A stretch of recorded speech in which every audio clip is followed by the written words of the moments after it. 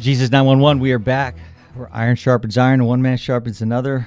We have a special guest with us, Sheriff Alex Villanueva from the Los Angeles County Sheriff's Department. And the three of us go back a long way, Sheriff. All three of us were young deputies back at... When we had black hair. Well, we were deputies together at East LA Station. Hey, my barber says, "Shut up! You got hair to cut." Yeah, yeah. I have a lot of fond memories of the. No, I think I worked with the sheriff also at IRC too, at the Inmate Reception Center as well. Yeah, that's during Jesse's boxing days, Sheriff. So we won't bring up any stories there. No, don't bring up any stories. No, I'm just we have fond memories of the camaraderie that we shared working at a place like East LA Station. We called it the Fort, and but what was your favorite assignment throughout your career before becoming sheriff? And don't tell me it was training D. Mitch, okay? Actually, my favorite assignment. I mean, I enjoyed all my time in patrol. I mean, that's just priceless. But probably the one that I had the greatest impact within the department was when I was a staff instructor at the academy. So many people to mentor and to shape and get them to transition from civilian life into, becoming, full-blown peace officers and serving the community. That was always a big challenge, because the start of every academy, you look at that class, you go, "Oh, Lord Jesus, there's no way." Yeah, yeah. And 5 months later, they're all marching straight, and and they know what they're doing. Yeah. Exactly. You're having to change that mindset.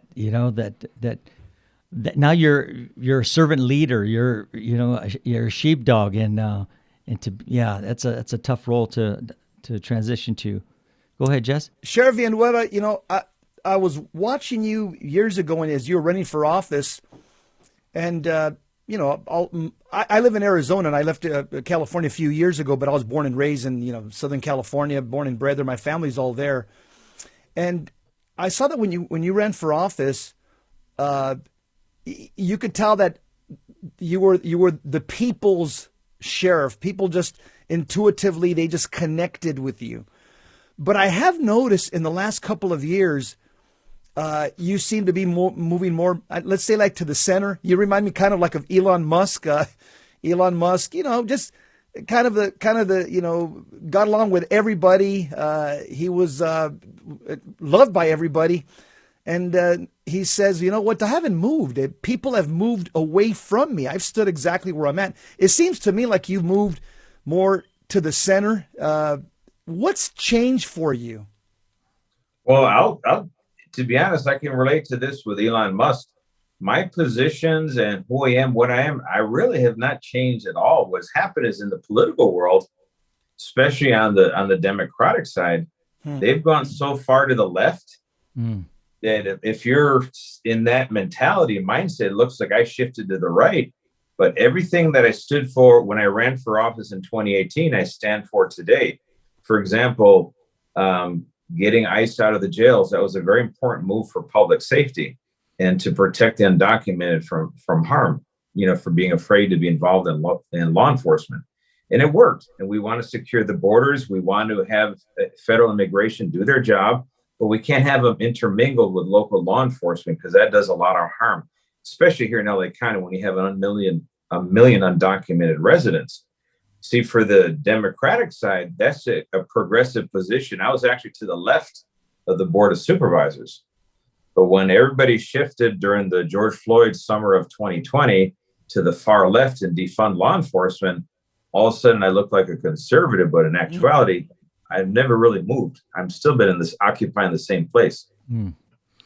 Okay. And, Sheriff, I know myself and some of my buddies, when you were running in 2018, one of the things that we looked at was that your predecessor had been bred in a different department, and he was coming from he was trying to change so many things within the department. There was low morale, and one of the things we said is that Alex is one of us. He's East LA trained. So you had a pulse on the department, and consequently, the morale has gone up. And I'll tell you, I don't know if you knew this about me, but I'm still a director with LASA, and I'm also I've been coaching the department sheriff's soccer team for since 2005. So, and I saw you applauding the baseball team, and they just won. So hopefully we can bring home a gold medal at the summer games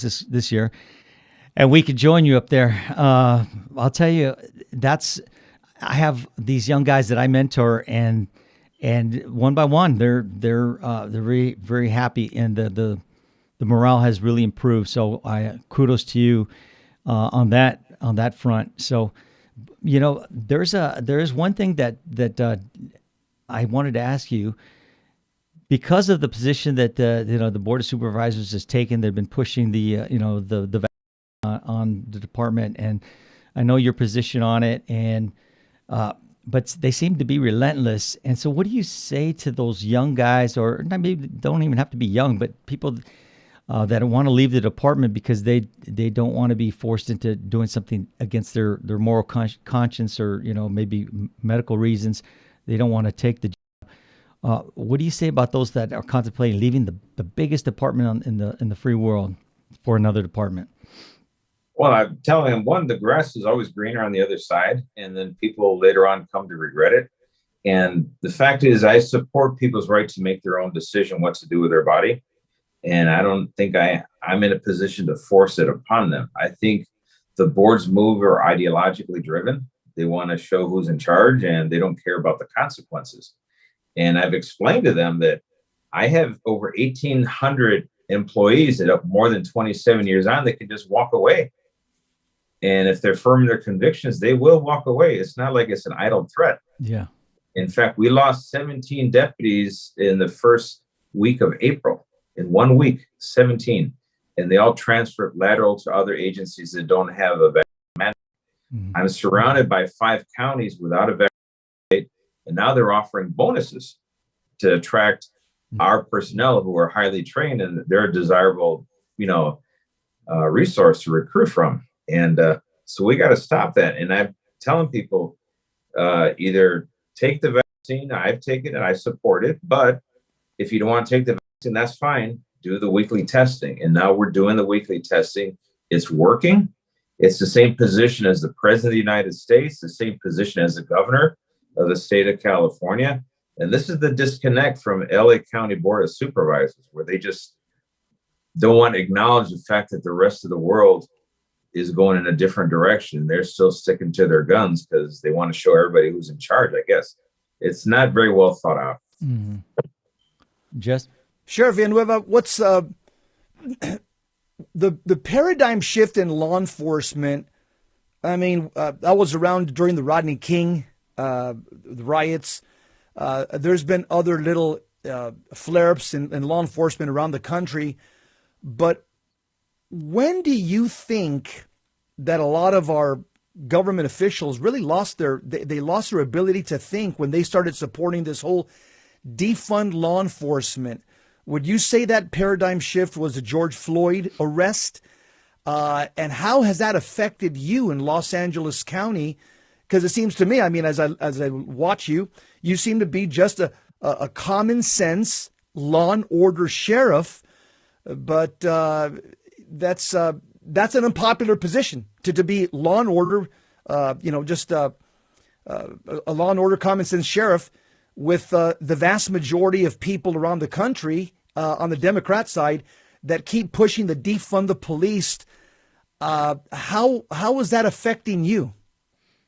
Well, it's the seeds were sown before the George Floyd murder. Yeah, you got to go back to Ferguson and the fake hands up, don't shoot routine, mm-hmm. and birth of Black Lives Matter movement, for example. And concept great in theory. However, in practice, it became just another scam to raise money from. And they were exploiting every tragedy mm-hmm. and making it bigger and bigger in the eyes of people with with using social media and cell phones. Everybody thought when George Floyd came around that there was a Derek Chauvin in every single department throughout the nation. And you heard concept of systemic racism, mass incarceration, over policing, all these big fancy terms. But when you go down to the substance of it, people did not want to abandon a feeling of their sense of security and safety. So now the pendulum is swinging back towards the middle where it should be. And now the whole defunding movement has been thoroughly discredited. They're on the run. Any politician who's embraced it has been run out of office across the country. And I think the year 22, this year, is going to be a referendum on that whole woke ideology, for lack of a better term, that somehow we're going to reimagine public safety. Let's get rid of consequences for crime. So the progressive district attorneys, for example, now they're struggling to stay in office because people are realizing, yeah, we have to have law and order. We can't abandon that and somehow believe that's going to make us safer. It's not. So the false narrative, we have to push hard against it. At the beginning, there was not many of us, myself, I was one of the few at the start that said, no, I'm not going to buy into that false narrative. We're going to stick to what's right. We hold people accountable, but we're not going to condemn an entire profession of the department just because, liberal politicians want to embrace it to get another, shot in office. Yeah.